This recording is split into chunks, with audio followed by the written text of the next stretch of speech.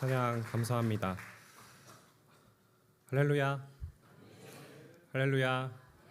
이렇게 응답해 주시니까 너무 감격입니다. 저 병사들 여러분 아실 수도 있겠지만 제가 뭘 하더라도 크게 반응하지 않을 때가 많아서 이렇게 응답해 주시니 감사합니다. 또 저는 이제 안성포대에서 근무를 하고 있는 군정 목사 김윤영이라고 합니다. 공군에 들어와서 이렇게 많은 성도님들과 함께 예배 드리게 되는 것, 또 이렇게 많은 분들 앞에서 설교하게 되는 것은 처음인데 조금 긴장은 되지만 하나님의 은혜 나누는 귀한 시간 되었으면 좋겠습니다. 제가 군정 목사라서 첫 부대에 첫 예배를 드리러 가던 날의 일인데요. 전임자에게 가던 길을 미리 설명을 들었지만 보안이 필요한 군부대 특성상 내비게이션이 끝까지 안내를 하지를 못했습니다. 그때 잠시 차를 세우고 제가 멈춰서 물어봤으면 됐는데 이 정도 길은 내 감각대로 혼자 찾을 수 있을 것 같다. 그리고 또 처음 시작하는데 잘 해보고 싶다는 그 마음에 제 고집으로 운전을 하러 갔습니다. 처음엔 길이 잘 이어지는 듯해서 문제없이 가는가 싶었는데 갈수록 도저히 차가 다닐 수 없는 좁은 풀숲으로 빠지기 시작하는 겁니다. 결국 차량 하부가 풀에 다 긁히는 소리가 나고 완벽한 막다른 곳에 다다르게 되었는데요. 예배 시간이 늦을까봐 걱정하며 차를 돌려 그때서야 전임자에게 도움을 요청했습니다. 당연히 시간에 맞춰 부대에 도착하였지만 자책이 들었죠. 그때 처음부터 그냥 모른다고 할 걸, 그냥 물어보고 갈 걸, 괜한 고집을 부렸다는 생각이 되었습니다. 여러분, 이처럼 우리 인생에도 이와 비슷한 순간들이 있지 않으셨습니까? 우리는 하나님을 믿고 하나님의 말씀이 우리 인생의 길과 생명이 된다는 것을 알기에 이 자리에서 예배를 드리고 있습니다.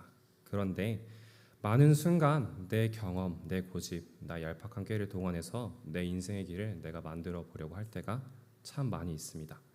이러한 우리의 시도는 늘 엄청난 욕심을 부려서 나타난 일은 아니죠. 그저 매일 반복된 일상 속에서 이 정도 평범한 일은 내가 스스로 할 수 있겠다, 내 시각 경험으로 충분히 이겨낼 수 있다고 하다 보니 생기는 일입니다. 그렇게 한 결과가 무엇이죠? 막다른 골목에 부딪혀서 실패의 한가운데 우리가 놓여지게 됩니다.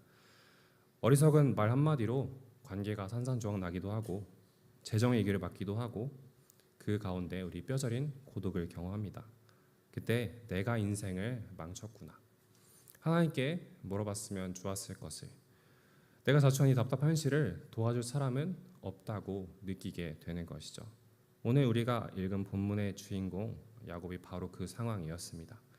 어떻게든 복을 받아내 보겠다고 형을 속이고 아버지를 속이고 그렇게라도 훔쳐내면 삶이 나아질 줄 알았지만 복을 훔쳐낸 대가로 형의 분노를 피해서 급하게 도망쳐야 했습니다.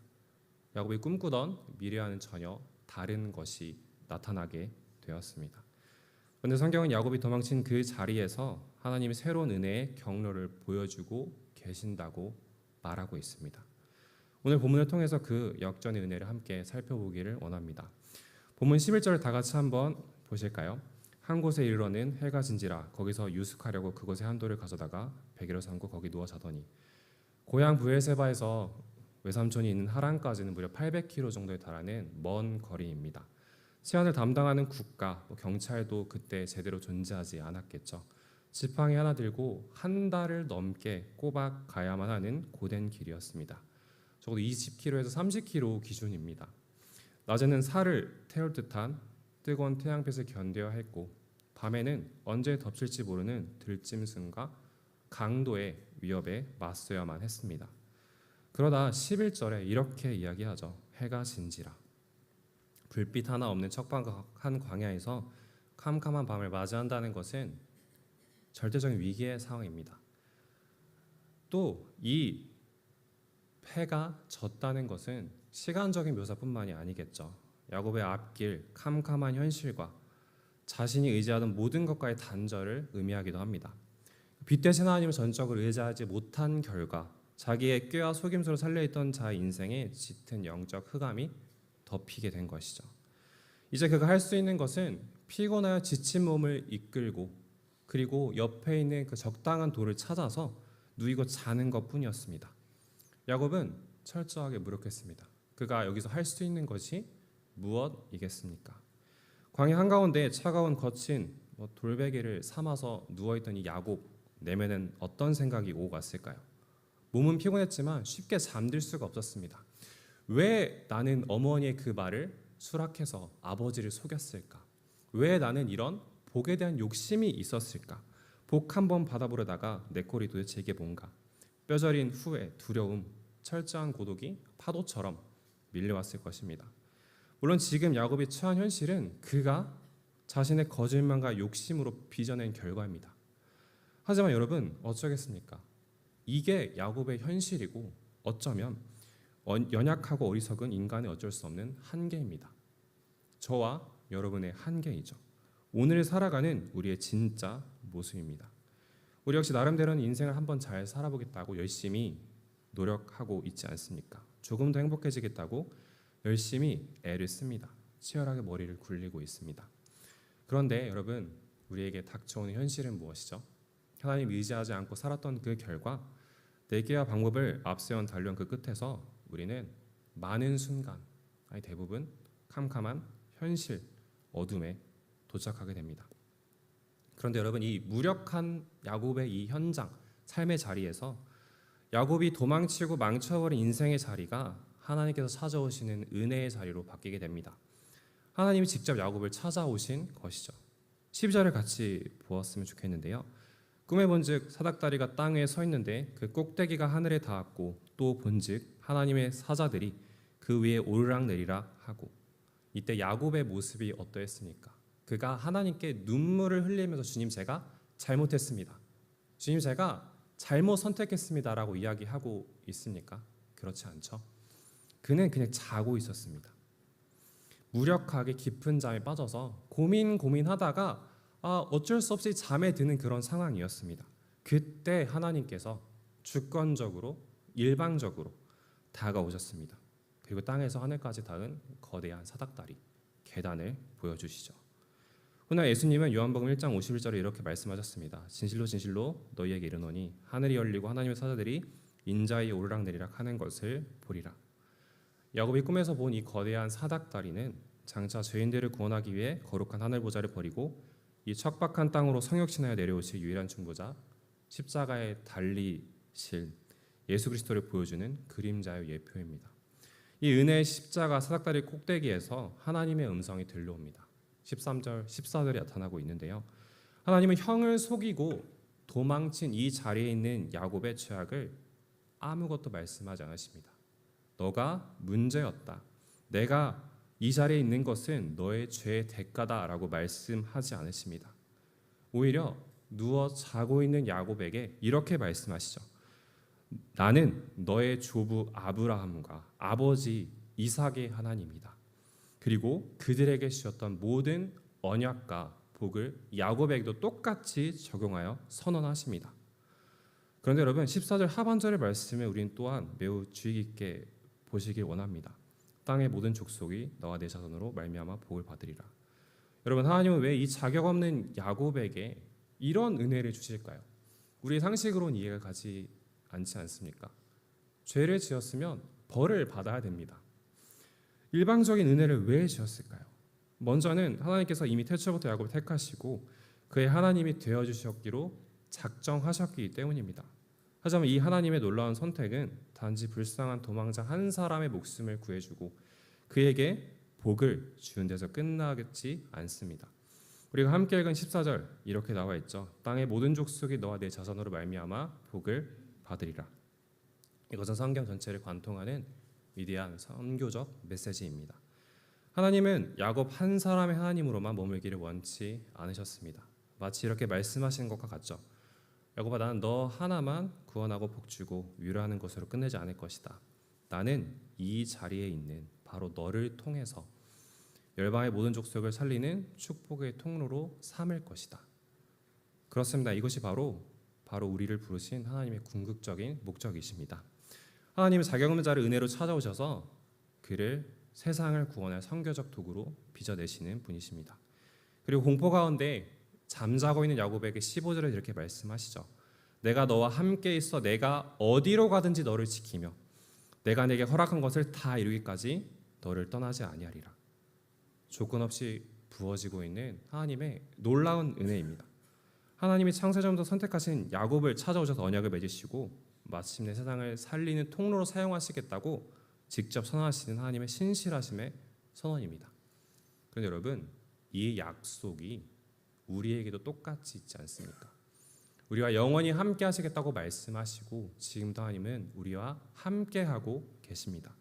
이 사실을 기억하며 살아가는 우리 되기를 원합니다. 이 엄청난 구속의 은혜와 사명을 경험하고 깨어난 야곱의 반응을 같이 보실까요? 16절입니다. 여호와께서 과연 여기 계시거늘 내가 알지 못하였도다. 두렵도다. 이곳이요 이것은 다름 아닌 하나님의 집이요 이는 하늘의 문이로다 하고, 야곱이 생각할 때 그의 신앙관으로 하나님께서는요 저 멀리 계신 분인 줄만 알았습니다.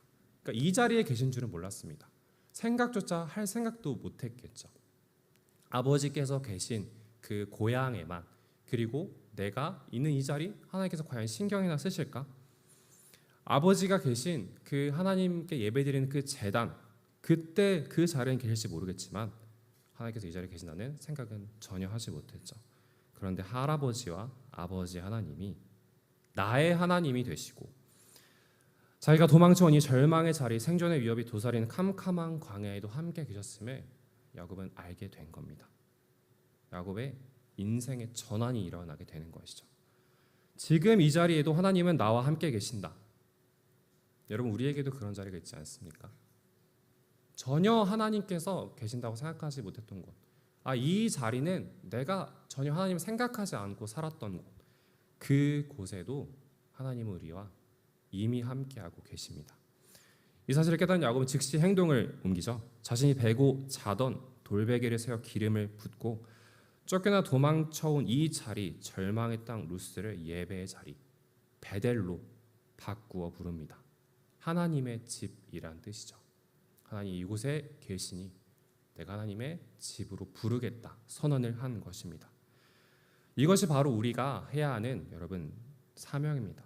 선교는, 그리고 예배는 꼭 비행기를 타고 타국에 나가는 것만 의미하지 않습니다.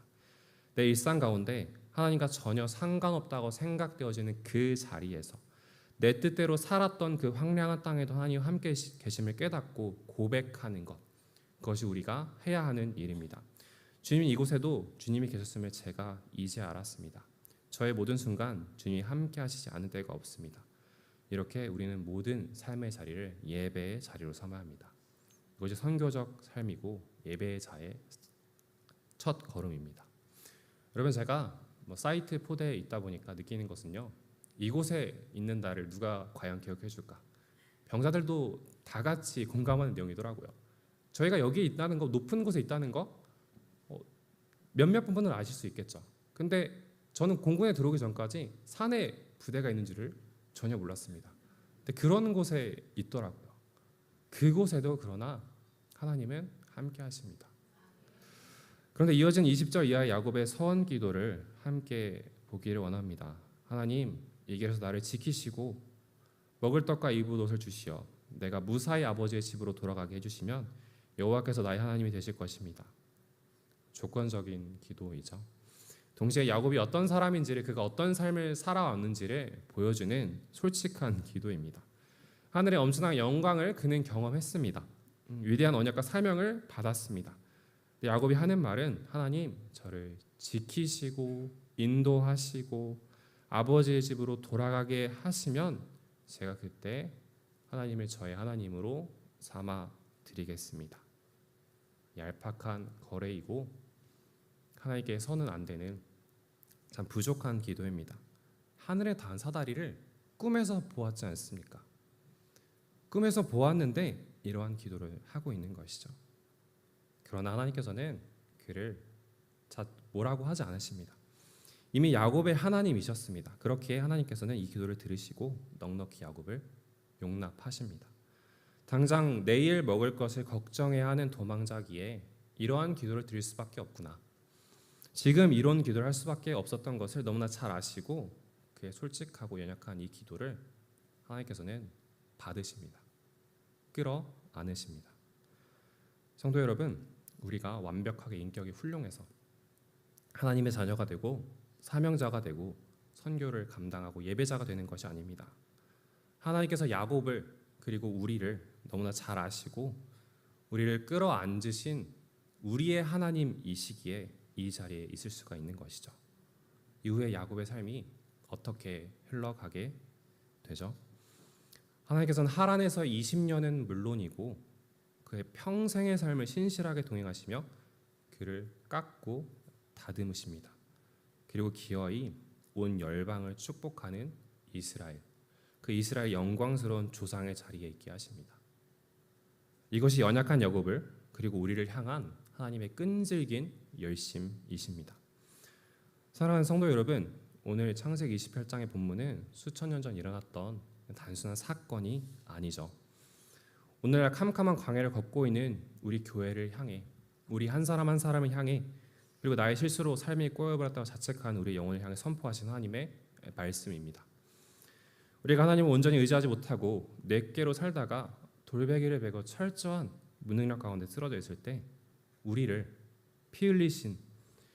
위해 피 흘리신 예수 그리스도께서 자기 몸으로 하나님과 우리 사이에 있는 길을 만들어내셔서 일방적으로 우리 곁에 찾아오십니다. 그리고 무조건적인 은혜로 우리를 덮어주십니다. 여러분, 이게 은혜라고 말할 수밖에 없는 하나님의 은혜이지 않습니까? 그때 우리는 이렇게 고백하게 되겠죠. 하나님께서 이곳에도 계셨구나. 내가 전혀 하나님과 상관없이 살고 있었던 이 자리에도, 이 사람과의 관계는 하나님께서 전혀 역사하지 않는다고 생각했던 그 자리에도 하나님께서 나와 함께하고 계셨구나 고백하며 우린 이렇게 살아야겠죠. 나를 먼저 안으신 그 은혜에 의지하여 이제 우리가 그 하나님을 신뢰하고 담대히 나아가야 합니다. 그러나 우리는 여기에서 멈춰서는 안 됩니다. 하나님께서 왜 십자가의 피값으로 자격 없고 연약한 우리를 건져주셨을까요?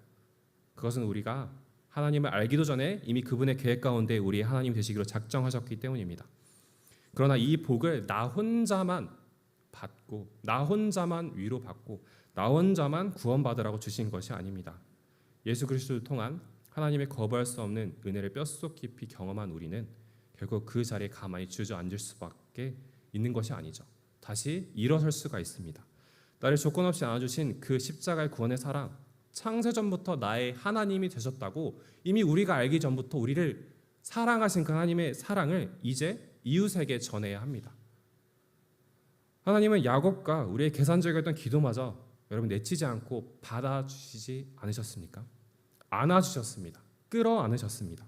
그렇다면 은혜를 입은 우리 역시 세상에서 방황하며 여전히 이기적이고 실수투성이인 계산적인 내 이웃들을 향해 정죄하는 손가락질을 거두고 그들을 넉넉히 풀어낼 수 있지 않겠습니까? 하나님께서 우리를 부르신 것, 완벽하지 않은 우리를 부르신 것, 내가 내 마음대로 살다가 길을 잃어보았기 때문이기도 합니다. 캄캄한 밤을 걷는 사람들의 마음을 우리는 이해할 수 있습니다.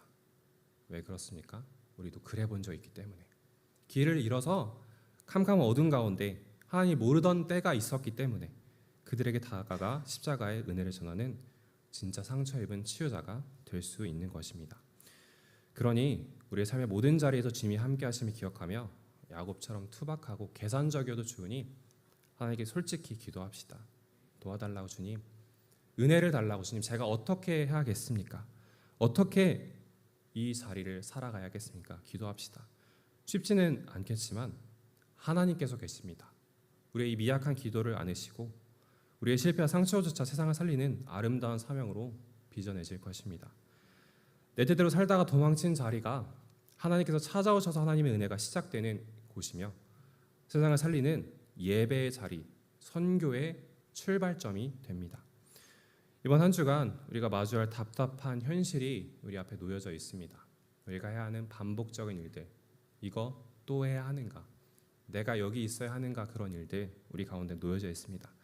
그러나 그 현실 가운데서도 나를 품으신 그 십자가의 은혜에 감격하여 우리가 선 그 척박한 땅에 야곱이 그랬던 것처럼 베델의 돌기둥을 세우는 일상의 예배자로서, 선교자로서 그리스도와 함께 담대히 승리하는 저 여러분이 되기를 주님의 이름으로 간절히 축복하고 소망합니다.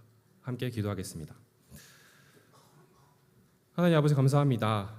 오늘 이렇게 함께 모여 예배하게 하시며 감사합니다.